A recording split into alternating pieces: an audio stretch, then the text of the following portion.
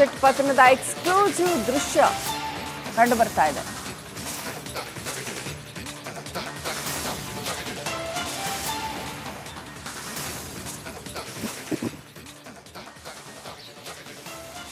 ನೋಡಿ ಇದರಲ್ಲಿ ಕಾಣಿಸುತ್ತೆ, ಕ್ಲೀನ್ ಆಗಿ ಕಾಣಿಸುತ್ತೆ. ಇದರಲ್ಲಿ ಯಾವ ರೀತಿ ಪಾಕಿಸ್ತಾನದ ಫೈಟರ್ ಜೆಟ್ಗಳನ್ನು ಹೊಡೆದುರುಳಿಸಲಾಗಿದೆ ಅಂತನ್ನುವಂಥದ್ದು.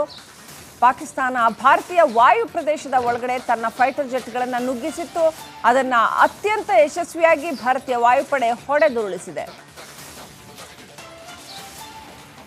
ಇದರ ನಡುವೆ ಭಾರತೀಯ ವಾಯು ಪ್ರದೇಶಕ್ಕೆ ಇನ್ನೆಂಥ ಧೈರ್ಯ ಇರಬೇಕು ಪಾಕಿಸ್ತಾನಕ್ಕೆ, ಇದನ್ನ ಧೈರ್ಯ ಅಂತ ಕರೆಯಲ್ಲ, ಭಂಡತನ ಅಂತ ಕರೀತಾರೆ. ಅಷ್ಟೊಂದು ಭಾರತ ಹೊಡೆದುರುಳಿಸಿದ ಮೇಲೂ ಕೂಡ ಮತ್ತೆ ತನ್ನ ವಾಯು ಯುದ್ಧ ವಿಮಾನಗಳನ್ನು ಭಾರತೀಯ ವಾಯು ಪ್ರದೇಶದೊಳಕ್ಕೆ ನುಗ್ಗಿಸ್ತಾ ಇರ್ತಕ್ಕಂಥದ್ದು. ಆಬ್ವಿಯಸ್ಲಿ ಭಾರತೀಯ ವಾಯುಪಡೆಗಳು ಅವನ್ನು ಹೊಡೆದುರುಳಿಸ್ತವೆ. ಪಾಕಿಸ್ತಾನದ 2 ಯುದ್ಧ ವಿಮಾನಗಳನ್ನು ಭಾರತೀಯ ವಾಯುಪಡೆಗಳು ಹೊಡೆದುರುಳಿಸಿದ್ದಾವೆ.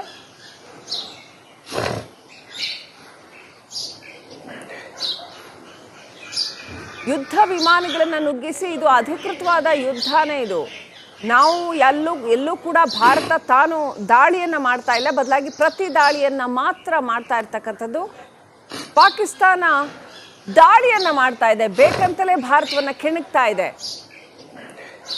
ಯುದ್ಧ ವಿಮಾನಗಳ ಮುಖಾಂತರ ದಾಳಿ ಮಾಡ್ತಾ ಇದೆ. ಭಾರತ ಅದನ್ನು ಅತ್ಯಂತ ಯಶಸ್ವಿಯಾಗಿ ಹೊಡೆದುರುಳಿಸಿದೆ. ನಮ್ಮ ಶ್ರೀನಗರದ ತುದಿವರೆಗೂ ಬಂದಿದ್ದಾವೆ ಯುದ್ಧ ವಿಮಾನಗಳು. ಭಾರತದ ವಾಯು ಪ್ರದೇಶದ ಒಳಗೆ ಪ್ರವೇಶ ಮಾಡಿದೆ, ಅದನ್ನು ಅತ್ಯಂತ ನಿರ್ದಯವಾಗಿ ಹೊಡೆದು ಹಾಕಿದೆ ಸೇನೆ. ತಿನ್ನೋಕೆ ಅನ್ನ ಇಲ್ಲದೆ ಇದ್ರೂ ಕೂಡ ಯುದ್ಧ ವಿಮಾನಗಳನ್ನು ಭಾರತದ ವಿರುದ್ಧ ನುಗ್ಗಿಸುವ ತನ್ನ ಧಾರ್ಷ್ಟ್ಯ ಮತ್ತು ದುರ್ಬುದ್ಧಿಯನ್ನು ಪಾಕಿಸ್ತಾನ ಇನ್ನೂ ಬಿಟ್ಟಿಲ್ಲ. ಬೆಳಗ್ಗೆ ಇವತ್ತು 3 ಯುದ್ಧ ವಿಮಾನಗಳನ್ನು ಭಾರತದ ವಾಯು ಪ್ರದೇಶದೊಳಗೆ ನುಗ್ಗಿಸಿತ್ತು ಪಾಕಿಸ್ತಾನ. ಭಾರತೀಯ ವಾಯುಪಡೆಗಳು ಅತ್ಯಂತ ಯಶಸ್ವಿಯಾಗಿ ಅದನ್ನು ಹೊಡೆದುರುಳಿಸಿದ್ದಾವೆ. ಯಾವುದೇ ರೀತಿಯಲ್ಲಿ ಬಂದರೂ ಕೂಡ ಕ್ಷಿಪಣಿ ದಾಳಿ, ನಿನ್ನೆ ರಾತ್ರಿಯಿಂದ ನಿರಂತರವಾಗಿ ಕ್ಷಿಪಣಿಗಳ ದಾಳಿ, ಅದೇ ರೀತಿಯಲ್ಲಿ ಗಡಿ ಭಾಗದಲ್ಲಿ ಫೈರಿಂಗ್, ನಿರಂತರವಾದ ಫೈರಿಂಗ್, ಅದೆಲ್ಲವನ್ನ ಕೂಡ ಯಶಸ್ವಿಯಾಗಿ ತಡೆದಿದೆ ಭಾರತ. ಅಷ್ಟೇ ಅಲ್ಲ, ಪ್ರತಿ ದಾಳಿಯನ್ನು ಮಾಡಿದೆ. 3 ವಾಯುನೆಲೆಗಳ ಮೇಲೆ ಭಾರತ ಪ್ರತಿ ದಾಳಿಯನ್ನು ಮಾಡಿದೆ. ಏಕಕಾಲದಲ್ಲಿ 3 ವಾಯುನೆಲೆಗಳು, ಪಾಕಿಸ್ತಾನದ 3 ಬೇರೆ ಬೇರೆ ವಾಯುನೆಲೆಗಳ ಮೇಲೆ ದಾಳಿ ಮಾಡಲಾಗಿದೆ. ಅಷ್ಟೆಲ್ಲ ಆದರೂ ಕೂಡ ಮತ್ತೆ ಪಾಕಿಸ್ತಾನ ತನ್ನ ಯುದ್ಧ ವಿಮಾನವನ್ನು ಶ್ರೀನಗರ ಏರ್ಪೋರ್ಟ್ ಹತ್ರ ನುಗ್ಗಿಸ್ತಕ್ಕಂಥದ್ದು, ಅದನ್ನು ಆಬ್ವಿಯಸ್ಲಿ ಭಾರತ ಹೊಡೆದು ಹಾಕುತ್ತೆ. ಸೊ ಈಗ 2 ಯುದ್ಧ ವಿಮಾನಗಳನ್ನು ಹೊಡೆದು ಹಾಕಿರುವಂತಹ ದೃಶ್ಯ ಇದು.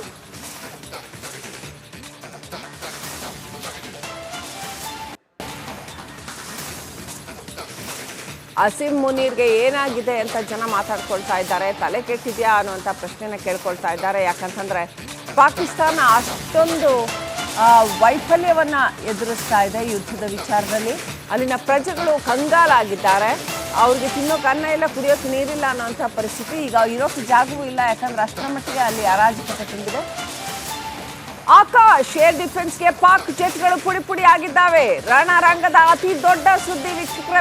ಬೆಳಗ್ಗೆ ಆಕಾಶ್ ತನ್ನ ಸಾಹಸ ಧೈರ್ಯವನ್ನು ಮೆರೆದಿದೆ. ಆಕಾಶ್ ಏರ್ ಡಿಫೆನ್ಸ್ ಸಿಸ್ಟಮ್, ನಮ್ಮಲ್ಲಿ ಬ್ಯಾಲಿಸ್ಟಿಕ್ ಏರ್ ಡಿಫೆನ್ಸ್ ಸಿಸ್ಟಮ್ ಇದೆ, ಅದರಲ್ಲಿ ಆಕಾಶ್ ಕೂಡ ಆಕ್ಟಿವೇಟ್ ಮಾಡಿದ್ದಾರೆ. ಬಹಳ ನೀಟಾಗಿ ಆಕ್ಟಿವೇಟ್ ಮಾಡಿದ್ದಾರೆ. ಇದು ಸ್ವದೇಶಿ ನಿರ್ಮಿತ ಇಂಡಿಜಿನಸ್ ಏರ್ ಡಿಫೆನ್ಸ್ ಸಿಸ್ಟಮ್ ಇದು ಆಕಾಶ್. ಪಾಕಿಸ್ತಾನದ ಜೆಟ್ಗಳು ಪುಡಿ ಆಗಿದ್ದಾವೆ ಈ ಆಕಾಶ್ನ ದಾಳಿಗೆ.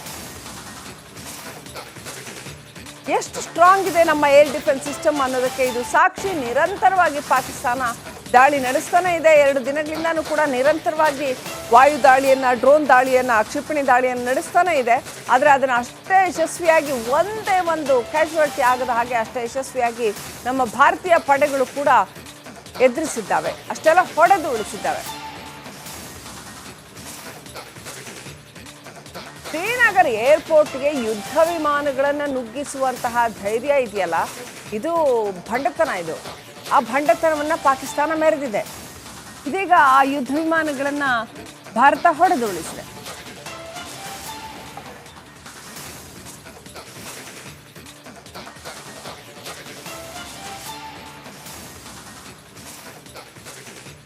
ಯುದ್ಧ ವಿಮಾನಗಳನ್ನು ಬಳಸುವಷ್ಟರ ಮಟ್ಟಿಗೆ, ಅಂದ್ರೆ ಅಧಿಕೃತವಾದ ಯುದ್ಧನೇ ಇದು.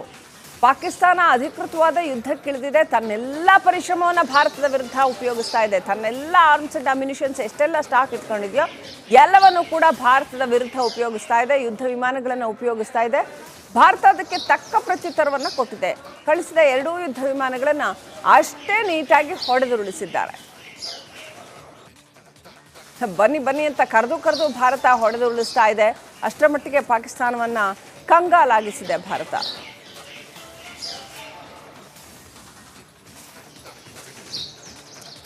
ಇವತ್ತು ಮತ್ತೆರಡು ಪಾಕ್ ಜೆಟ್ಗಳು ಪೀಸ್ ಆಗಿದ್ದಾವೆ. ಸ್ವದೇಶಿ ನಿರ್ಮಿತ ಏರ್ ಡಿಫೆನ್ಸ್ಗೆ ಮತ್ತೊಂದು ಅತಿ ದೊಡ್ಡ ಗೆಲುವು. ನೋಡಿ, ಅವರು ಚೈನಾದಿಂದ ತರಿಸ್ಕೊಂಡಿದ್ದಾರೆ. ಅದು ಹೆಂಗೆ ಕೆಲಸ ಮಾಡುತ್ತೆ, ಇಲ್ಲಿ ನಾವೇ ತಯಾರು ಮಾಡಿರ್ತಕ್ಕಂಥ Akash ballistic air defence system ಅದು ಹೇಗೆ ಕೆಲಸ ಮಾಡುತ್ತೆ ನೋಡಿ. ಚೈನಾ ಸೆಟ್ ಅಲ್ಲ ನಮ್ಮದು. ಪಾಕ್ನ 2 ಫೈಟರ್ ಜೆಟ್ಗಳನ್ನು ಉಡೀಸ್ ಮಾಡಲಾಗಿದೆ. 2 ದಿನಗಳ ಹಿಂದೆ 4 ಫೈಟರ್ ಜೆಟ್ಗಳನ್ನು ಪಾಕಿಸ್ತಾನ ಕಳೆದುಕೊಂಡಿತ್ತು. ಸೊ ಎಷ್ಟು ದಿನಕ್ಕಾಗುವಷ್ಟು ಆರ್ಮ್ಸ್ ಆ್ಯಂಡ್ ಅಮ್ಯುನಿಷನ್ಸ್ ಪಾಕ್ ಬಳಿ ಇದೆ. ಕಾದು ನೋಡಬೇಕು ಇನ್ನು ಎಷ್ಟು ಇದೇ ರೀತಿ ಮಾಡುತ್ತೆ ಅಂತ. ಅದೇನೇ ಇದ್ರೂ ಕೂಡ ಭಾರತದ ಜೋಶ್ ಹೇಗಿದೆ ಅಂತ ಅಂದರೆ, ಹೌ ಇಸ್ ಜೋಶ್ ಅಂದರೆ ಹಾಯ್ ಅಂತ ಹೇಳ್ತಾ ಇದೆ ಭಾರತ. ಆಕಾಶ್ ಏರ್ ಡಿಫೆನ್ಸ್ಗೆ ಪಾಕ್ನ ಜೆಟ್ಗಳು ಪುಡಿ ಆಗಿದ್ದಾವೆ. ಪಾಕಿಸ್ತಾನದ 2 ಜೆಟ್ಗಳನ್ನು ಉಡೀಸ್ ಮಾಡಲಾಗಿದೆ. ಸಾಯೋದಕ್ಕಂತಲೇ ಬರೋದು ಅಂದರೆ ಇದೇನೇ ನೋಡಿ. ಪಾಕ್ ಯುದ್ಧ ವಿಮಾನಗಳನ್ನು ಕಳಿಸ್ತಾ ಇದೆ. ಭಾರತೀಯ ಸೇನೆಯ ಸಾಮರ್ಥ್ಯ ಗೊತ್ತಿದ್ದು ಕೂಡ, ಇಷ್ಟು ಪೆಟ್ಟು ತಿಂದು ಕೂಡ ಮತ್ತೆ ಯುದ್ಧ ವಿಮಾನಗಳನ್ನು ಕಳಿಸ್ತಾ ಇದೆ. ಸೊ ಅದನ್ನು ಅಷ್ಟೇ ಯಶಸ್ವಿಯಾಗಿ ಭಾರತೀಯ ವಾಯುಪಡೆ ಹೊಡೆದು ಹಾಕಿದೆ. ಆ ದೃಶ್ಯಗಳು ನೀವು ಸರಿಯಾಗಿ ಗಮನಿಸಿ ನೋಡಿದ್ರೆ ಗೊತ್ತಾಗುತ್ತೆ. ಆ ದೃಶ್ಯಗಳಲ್ಲಿ ದೂರದಲ್ಲಿ ಕಾಣಿಸ್ತಾ ಇರ್ತಕ್ಕಂಥದ್ದು ಯಾವ ರೀತಿ ಯುದ್ಧ ವಿಮಾನವನ್ನು ಹೊಡೆದು ಹಾಕಿದ್ದಾರೆ ಅನ್ನೋದು.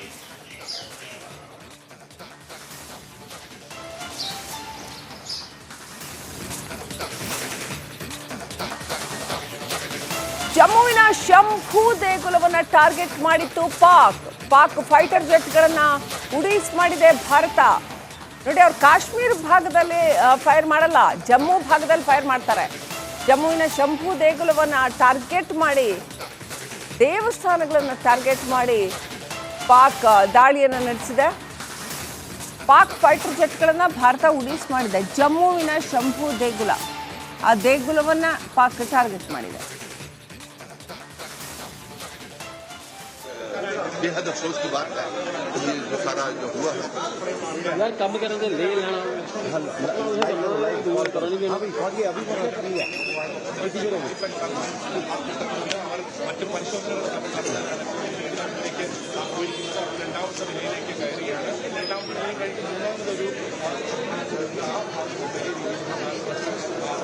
यार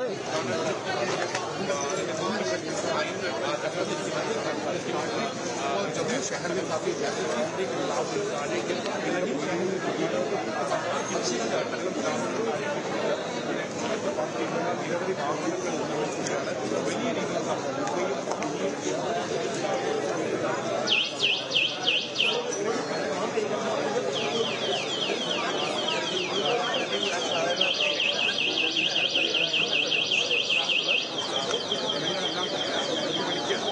ശബ്ദം കേട്ട് ആണ് അവർ ഇങ്ങോട്ടേക്ക് പുറത്തേക്ക് ഇറങ്ങുന്നത്. ആ പുറത്തേക്ക് ഇറങ്ങുമ്പോൾ